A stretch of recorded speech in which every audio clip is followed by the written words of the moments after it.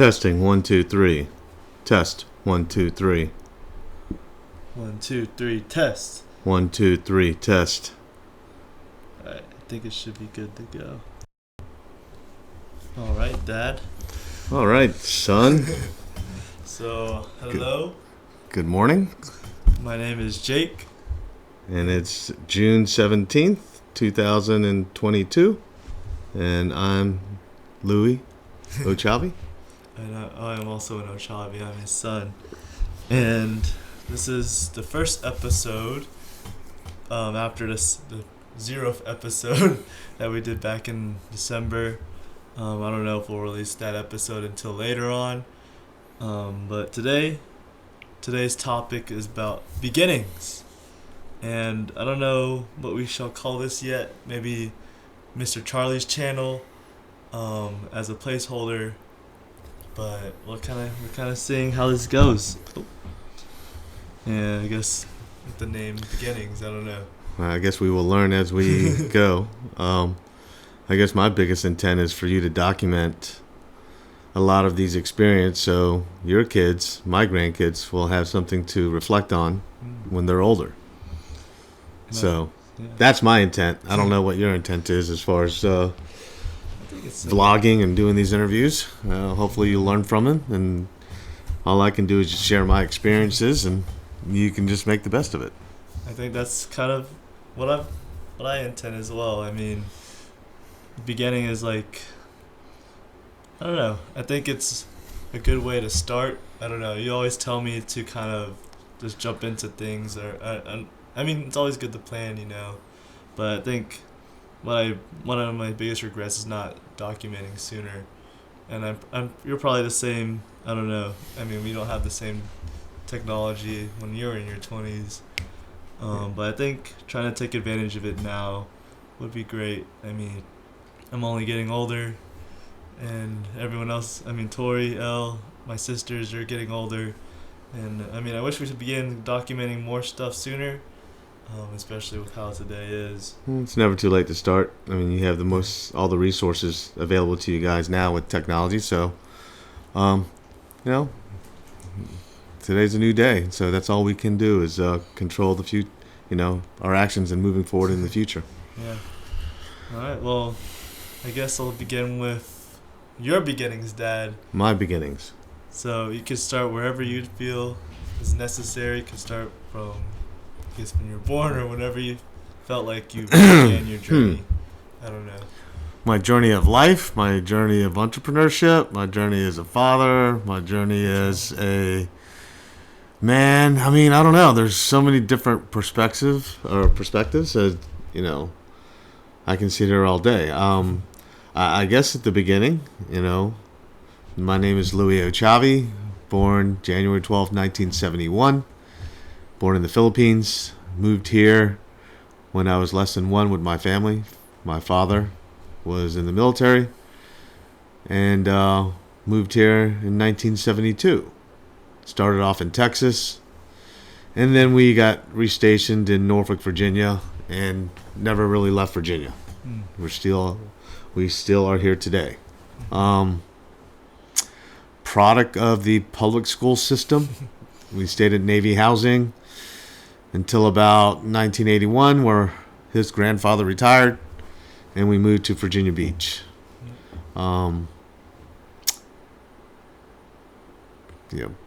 Graduated Green Run 1989, and then graduated from Old Dominion with the finance degree in 1993. So that's kind of like, I guess, my layout. I guess I would start in the beginning as far as, my childhood and, my parents, both immigrants, not speaking English, learning. I give it up to my mom, who ended up owning her own business as a beauty salon owner. She was a hairstylist, and that's what she did in the Philippines. Worked at Ward's Corner since I can recall as a kid, and she decided to open up her own business like 3 or 4 doors down in 1985. and she just recently sold that and 3 or 4 years ago and is now retired. So, Just watching that. and my beginnings were, two immigrant parents working as much as they could. Never really had time to spend with their kids, and made all the sacrifices for us to go through school and push education, because that's what everyone did back then. Not necessarily the same situation today. I think if anybody has a thirst for learning, it doesn't matter what platform, whether it's the trade school, actual work, or actual, universities or college, you can learn from anywhere as long as you have the mindset to learn. But I can ramble on and on about my beginnings. I mean, I don't know specifically what you're looking for, but that's kind of like my bio, in a general sense. Yeah. I mean, that's pretty much all I was asking. I mean, we could go deeper into it. I think one thing I want to kind of dig deeper in is your aspect of learning or thirst for learning. As I guess a college kid right now in this age, I feel like this might be the sentiment for a lot of college kids like myself, that we're actually learning more like through YouTube or things outside of this traditional schooling, that really, I don't know, shapes how I see the world and shapes how I see life. And I think I'm getting more worthwhile, I guess, information or content outside of the classroom, which I go to UVA. I mean, it's a great school. I'm learning a lot in the classroom, but it's just, I guess, online, all the resources we have available, it's just hard for the school to keep up in that regard. I don't know if you had any thoughts on that, or if you had a similar experience when you were in college. I wasn't your typical. Well, let's see. I went to college because that's all I knew. I didn't know any better. I was directed by my parents. They pushed it. My thoughts today are completely different than they were, 30 years ago. Mm-hmm. I think college is just a life experience that people choose to go down. I think between the ages of 18 and 22, regardless of your path of learning, I mean, I think it's a time where a lot of young adults learn how to do their critical thinking, and I think college gives you that foundation to do so. But like you said, outside the classroom, I think there's a lot more life experiences with outside of college. I mean, again, it's all to the individual. I think everyone controls their own destiny as long as their mindset allows them to, and there's no barriers to it. I mean, sometimes people get into a rut where they think it's just one way, and I think there's just many different ways. It's an ongoing debate that your mom and I have about college and so forth. I mean, I'm not against college. I just don't know if it's for everyone. And at the end of the day, I think everyone's got their own version of learning, and as long as you continue to learn, whether it's online, whether it's through a structure, or whether it's through a actual life itself, I mean, you just got to continue to learn. I'm learning as I'm 51, and I continue to go to conventions, go to seminars, learn more about things that I'm not familiar with, because I like to do that. I enjoy it. Yeah. And I guess relating it back to beginnings, you probably don't know much when you're starting off. I mean, like, is that kind of the reasoning why you like to start things, is to learn more about it, or is it other things? Or what were your what was going through your head in most of the times when you're starting a business or starting anything? I didn't. I think I recall the one pivotal moment is when I was tasked with writing an essay about my hero. And I wrote a college paper on my mom. Because then I started to realize what she had gone through. Because I remember days as, growing up as a kid, my father was out to sea and deployed, so it was just my mom and my 3 siblings in a country where she couldn't speak English. I remember her going to school to learn it. I mean, you got to remember, she was a junior high school dropout in the Philippines. I didn't know that. Yeah, so she never really finished school. Tagalog was her native tongue, and she was struggling here, and she's by herself with 4 kids. Jeez. And working full-time as a hairdresser. And I remember praying every night while he was out to sea. We would go in her bedroom and pray. So, the paper really kind of came to, where I started appreciating and realizing everything is the struggle that she had to go through. You're talking in the 70s and 80s, and she's by herself. I mean, I can just imagine what she had. And then for her to be, persistent and persevere and go through that, and then opening up her own business, which, I don't know, she didn't talk to me about business. She didn't do, I think it was more about me observing her actions, which led me to me being who I am. And so that's kind of cool, because she didn't give me when I was on my own, when I graduated from high school, it was more of a survival mindset for me, because no one's home, really. No one's home. I didn't know what kind of subjects to take to college, so it was just kind of like, hey, just apply for college. And the only thing I knew was Old Dominion, because my older brother and older sister went there. So there wasn't really an option for us. They didn't have time to give us tours. They didn't have time to hold my hand to go through the application process. I had to get financial aid. So a lot of my beginnings was really through the process of learning on my own on basic stuff that I think that, you guys are fortunate, you guys meaning you and your sisters, where you have mom to support you guys through this process, because when you're doing it by yourself and as an 18-year-old kid, you really don't know what's going on. So back to that paper. I mean, that paper kind of made me realize, because it gave me some time to really think in college. I'm like, wow. And it kind of put it in perspective about, holy crap, my mom's went through a struggle, and she's able to provide. So she was kind of like my hero, because she had no choice. It was more of a Darwinism mentality for her. Yeah. And for us, Interesting. Do you have that paper still? Or somewhere maybe? I don't know. God. That'd be cool to read. That would be cool to read, and I wish I knew where that paper was. Yeah. Because it was all I know I have a box. Yeah, there's no way it was a... we did have the floppy drive, but it wasn't as easy as it was today. It was a struggle getting the computer. I do have a banker's box with my college stuff in there, but I wasn't a big academic, so I didn't I saved a lot of my fraternity stuff, and all the social aspects of college. I don't think I saved any of my academic stuff. Interesting. Yeah. I mean, I think we'll go on into Darwinistic natures later on in this series. That might be a bit heavier topic, but I'm actually pretty interested in that aspect. I don't know, the behavior behind our mentality and, I guess, our circumstances. Yeah, I think everyone's a product of their environment. Yeah. We didn't have much, so we had no, our mindset was to, for the basic necessities of life, food, shelter, clothing, and education was pushed onto us. So, I think in the beginnings, it's one of those things that you don't realize it or appreciate it until you're older.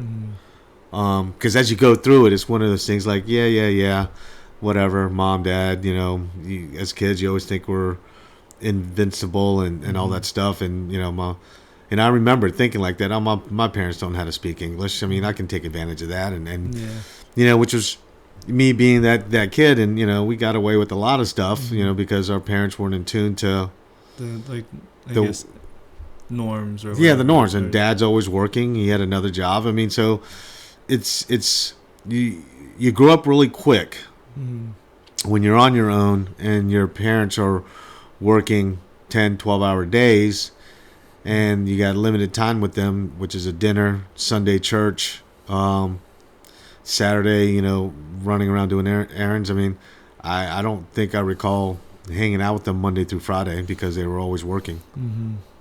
Interesting. Yeah.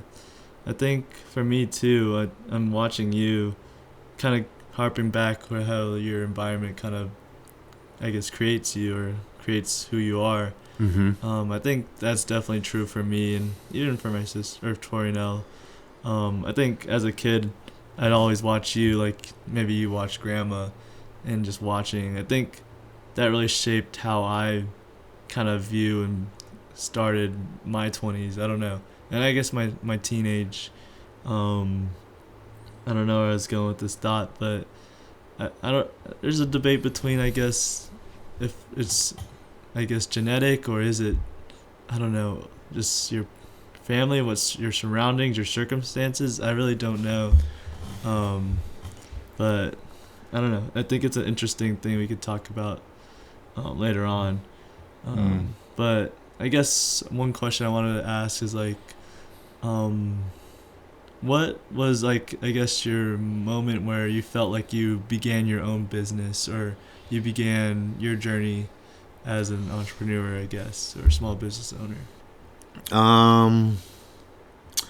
So growing up, like I said, our parents forced education on us and folks' hard work, and I can just, watching them, the work ethic was instilled with me. So in college, I had 3 jobs. I worked at Crazy Charlie's, I worked at the movie theaters, and then I worked for Commerce Bank, in addition to going to school. So the pivotal moment where I knew I wanted to be my own boss or control my own financial success or dependence was me working at the bank, graduating, spending the time. I worked there as a junior and senior, graduated, gave them another 2 years because I was trying to get into the management training program.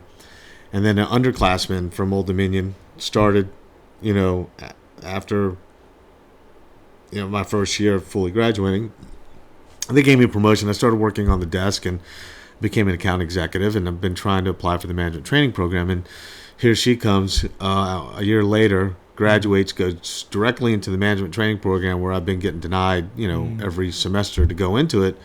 And so I asked her, I was like, Robin, how did you get into management training? I've been trying to get in there for, the last year. And she told me, oh, my father knows the CEO or, knew a member of the board.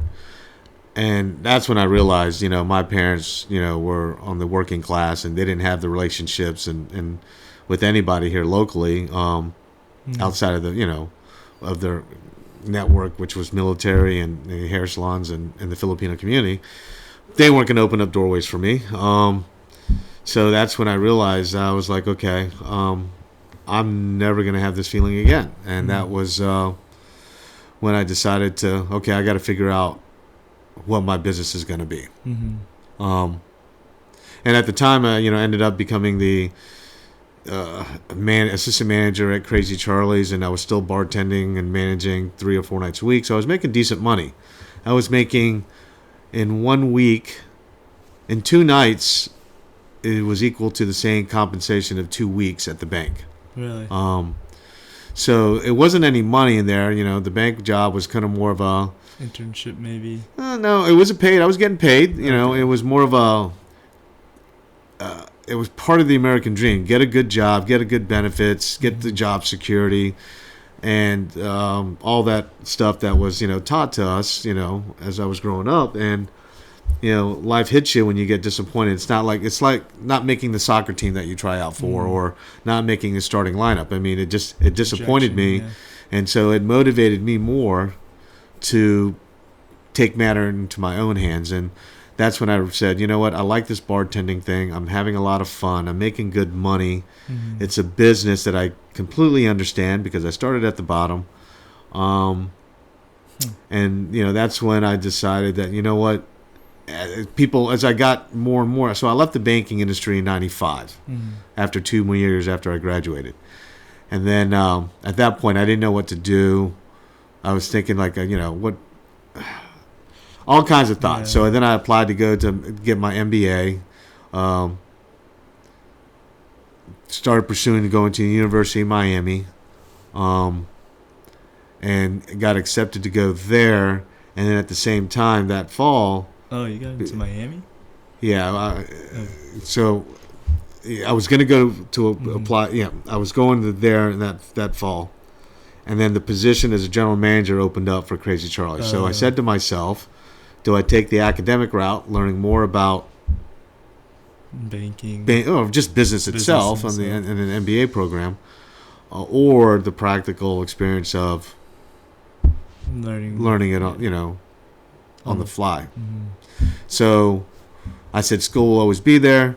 I deferred it, and I think it was, I don't know. So my university, I think I might have got accepted to their sister school. It was kind of like I have to go to that school and then I get into program. Then I get into the MBA program. I forget. I don't know if I still have that letter or not. I can't recall if I got accepted or if I got waitlisted to go into another junior college or a prep school to get into the program. Interesting. Yeah. Either way, I don't remember. I mean, I'm glad maybe that just made me choose the path of going down Crazy Charlie's. So I became a general manager. People were recruiting me to try to work for their restaurants and their bars and so forth. And I said to myself, if I leave, it's going to be for myself. I'm going to own my own business. Mm-hmm.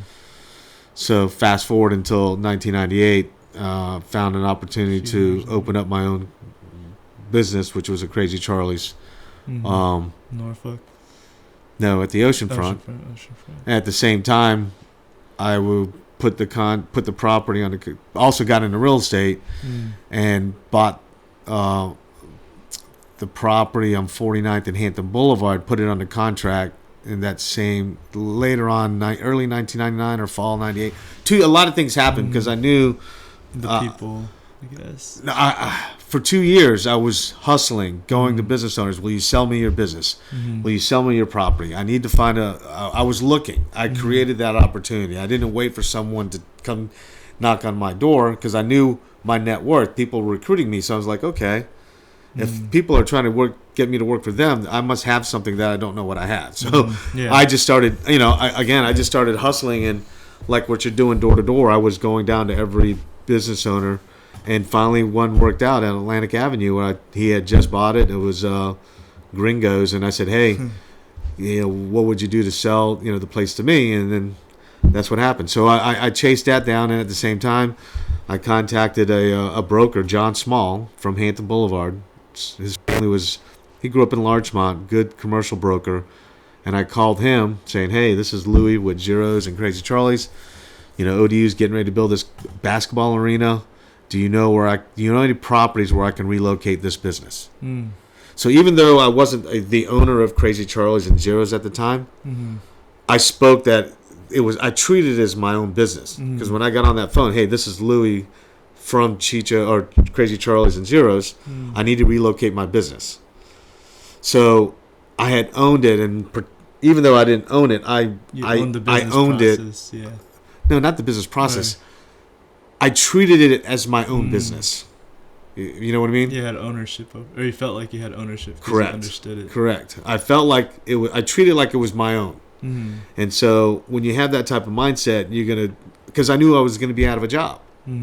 So that's how it all kind of started. I was involved with a lot of the ODU stuff, and they had all this master plan of building the convocation center right where Crazy Charlie's was located. Really? So I knew it wasn't not going to be there.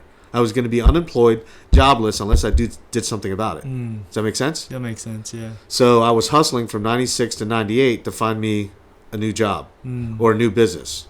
Or a new location. Yeah, so that's what it ended up. So, we opened up in the fall of 1998 at the oceanfront, and then it took about a year to close on the property in Norfolk, and then about another year to do the construction. So we didn't open up Crazy Charlie's Norfolk until 2000.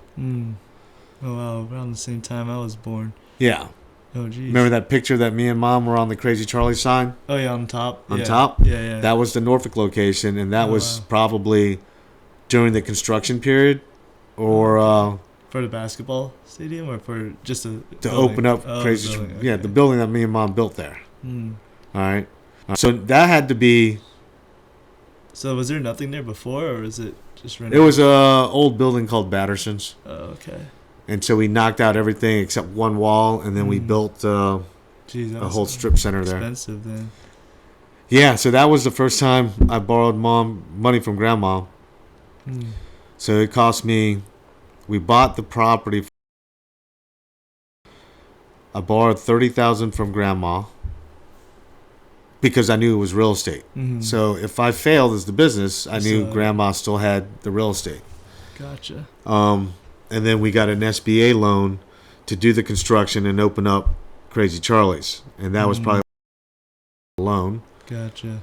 So we had, I don't know, to do the construction, and we built Crazy Charlie's, and then 10 years later, 2008, we sold it because ODU football was coming, and we sold. Oh wow. That was my first realization that, so to speak. I guess how old were you around this time? Shoot, dude, I don't know. So 2000, you said. I was 29, 20, 29, 2000, so 37? 37. You were 37? Yeah. Wait, no. When I was born, weren't you like 30? When you were born, you were like, yeah, I was 29. 20. Oh. But I sold, so I was 29. Oh, okay. So I was doing all those deals, but when I was 27, 28, 29, hustling. and then 8 years later, 2008, we sold it. Okay. I thought that's where I thought you were asking how old I was when I was at 2008. Yeah, I was just curious how old you were going through all of this, I guess. Or in my mid to late 20s. So from 96. And that's also when I met your mother. So that was probably another reason why I didn't want to go to Florida. Me and mom got reunited because I've known her since third grade. So 96 to 2000, or 98, I was really hustling to find my next gig. Wow, crazy. So that was the beginning. That's a good beginning, I think. I don't know how much time we have left. I think maybe a few more minutes. Yeah, you got probably time for one more question. Okay. I mean, I think maybe a better use of our time is kind of summarizing everything we just talked about. In I guess, quick, concrete, concise points. I think so far, I guess we talked about in beginnings, your origin, your immigration, as an immigrant family, and how you became to be who you are today. And then we touched on how that affected your business or how it affected your mindset and mentality. Just watching grandma, watching how you were as a kid. And I think that really played a big part. But there's probably other stuff. I don't know if it's was innate in us. I guess that's another time for another talk. I guess I'll take a note here that I'd like to touch on more on the Darwinistic nature of, I guess, the business mindset, where it's like a dog-eat-dog world, but that's for another topic. I guess we could talk it later. And then what else did we talk about? I guess when you felt like you started your business journey back in your mid-20s, and then here you are today. And then, I don't know, I guess from my takeaways from it, it really kind of just built your own path. I mean, one thing I'd like to touch on is you always tell me like everyone thought you were like the dumb bartender who was like wouldn't amount to anything, but honestly, I don't know. I think you took on the more riskier path, I guess you could say, but I think that worked out for the best. I mean, you were your own boss. I mean, did you get a lot of that as, I guess, you were... Well, think about it. So, to touch on when I made that comment about, people thought I was a dumb bartender. The context of that is from 1993 to 1998. Oh, okay. I was still working in the industry, and I would always see a lot of alumni come in for reunions and so forth, and they would always ask me that question, what are you still doing here? So that was kind of like one of those things where I knew, I was self-aware with my own, I was comfortable where Perception, I was. I remember one of my fraternity brothers, just kind of looked at me and was, very condescending. And I looked at him in the eye and I said, I know I make double than what you make right now. Because I said, you just probably graduated. You're making somewhere between $24,000 and $30,000 a year. I said, and excuse my French, said, "Get the fuck out of my face," because I know. I said, I don't need the ego. What you're talking about. I said, I'm having fun. I'm making good money, and I know where I'm going with this. And we joke about it today. I mean, because I was pissed off at him and I let him know. But sometimes those people in this industry, always. I'm transitioning. I'm looking for, I'm working as a bartender server until I find my real job. And, at the end of the day, it's a struggle that I deal with now with my management team. I mean, it is a job. You can make a good living out of it. And again, it all boils down to mindset again and whether or not you want to take it a step further. But I'm not one to judge because there are a lot of people that are in this industry that are very content in that position, don't want the extra responsibility, want to be able to make $50,000 to $80,000 a year, and live a comfortable lifestyle. I mean, that's their happiness. I mean, at the end of the day, that's really the journey. Finding your happy place, and creating a lifestyle that puts you there. So I think the takeaways from the beginnings, because I don't think we really touched about the real beginnings, because I was hustling since junior high. I was selling gum to my classmates. Yeah. And then I had a paper out when I was 14. So I was getting up at 4:30 in the morning before school, delivering papers, and I did that till I was 16, till I got a job at the movie theaters. So it's just the beginnings is you build the infrastructure, the foundation of your hard work and work ethic, and it hurt me when people would try to, there's certain opinions, but as I got older, I got it really my skin got thicker, and I really started disregarding what people's opinions of were me, because I've always been, and it's one of those things that I use it as a motivational piece because it made me, made me more cocky or more confident in my own ability to go prove the naysayers wrong. Before the haters on social media, I mean, it existed in word of mouth and just people talking. So and that's what keeps me motivated today. I mean, it's just I don't know, your mom and I have this debate about when enough is enough, and I just like pursuing deals, and I still like growing businesses, and I still like, the best part of it now today is I like grooming or mentoring folks, younger than me in the industry to, give them the same opportunity that was given to me. That makes sense. And I think I'd like to touch on this more too later on. I guess. Well, you probably need to do it in stages and make it a little bit more specific because, when you say the word beginnings, it's very general. Very general. But I think it's a good a good way to start out any series because I don't know. I kind of wanted you to choose where you wanted to start.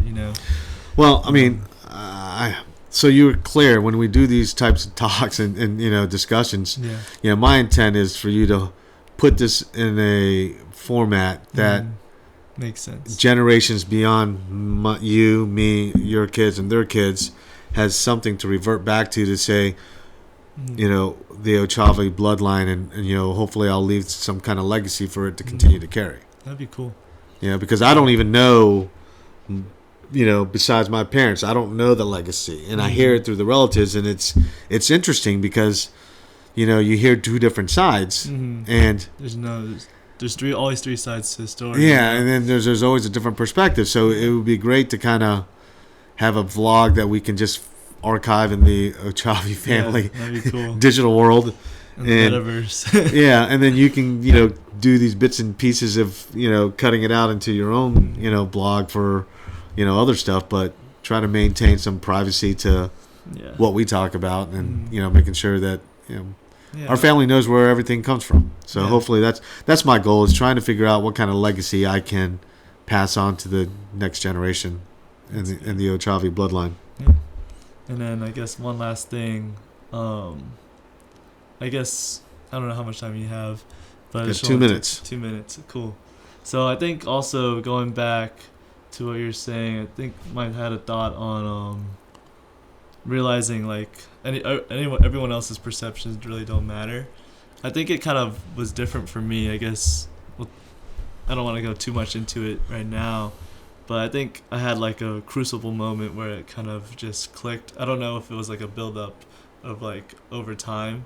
Mm-hmm. I think mine was more sudden, and I just realized like even at like right after I guess middle school, in 8th grade, I think yeah, I realized a lot of things and about the world, about how perceptions work. I think for me, I stopped caring after middle school because I really was too caring about it before. Yeah, and that's the scary part about today's world. And so, that's the unfortunate part of the pressures of social media, and you see all the issues that we have today in mental health. So, we have to instill the mindset at a very young age to make sure that kids are self-aware of their feelings and being able to express themselves. Mm-hmm. And technology is a platform because it has so many reaches to connect with so many different people. But the counterpart to that is that there will always be haters in the world, and just control what you can control and take the high road, and that's all you can do, right? But yeah, to your point, I think that's another discussion point about what you went through in middle school. Mm-hmm. Because that was a significant time in our lives that that I think we all learned from it and made us appreciate things, and it's just one of those things that you overcome. Another beginning, I guess. Yeah. But cool. So I think that's all we have for today. Thank you, Dad, again for taking the time this morning. No problem. Hopefully you have a good rest of your day in your meetings. Yes, sir. Thank you, son. Cool. Thank you. All right. Bye. Bye. I guess this is weird still, but thanks, Dad. Love all right, buddy. Love you. All right.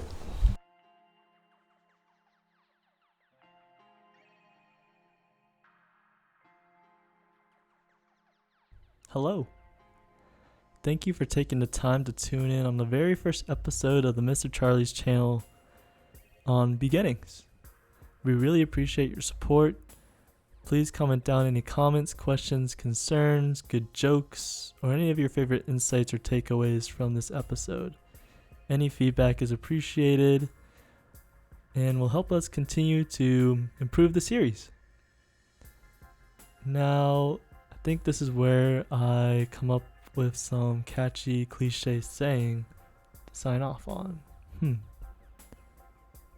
Stay crazy and tune in for the next episode of the Mr. Charlie's channel. Thank you.